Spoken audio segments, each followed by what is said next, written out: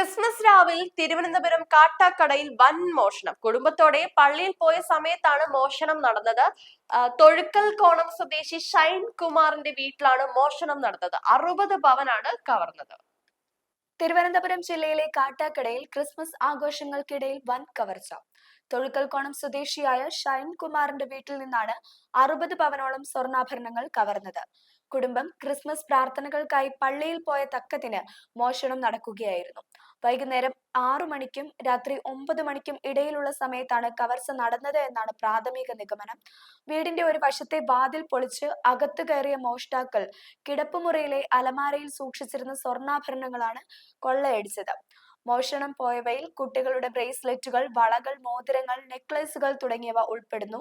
കൂടാതെ സ്ഥലത്തില്ലായിരുന്ന ഷൈൻ കുമാറിന്റെ സഹോദരിയുടെയും ഭർത്താവിന്റെയും സ്വർണവും ഈ വീട്ടിലായിരുന്നു സൂക്ഷിച്ചിരുന്നത്. വീട്ടിലെ വൈദ്യുതി മീറ്റർ ഓഫാക്കിയ ശേഷമാണ് പ്രതികൾ അകത്തു കടന്നത് എന്നാണ് പോലീസ് കണ്ടെത്തിയിരിക്കുന്നത്. സംഭവത്തെ തുടർന്ന് കാട്ടാക്കട പോലീസ് സ്ഥലത്തെത്തി അന്വേഷണം ആരംഭിച്ചിട്ടുണ്ട്. ഫോറൻസിക് ഉദ്യോഗസ്ഥരും ഉടൻ പരിശോധന നടത്തും. പ്രതികളെക്കുറിച്ച് നിലവിൽ സൂചനകൾ ലഭ്യമല്ല.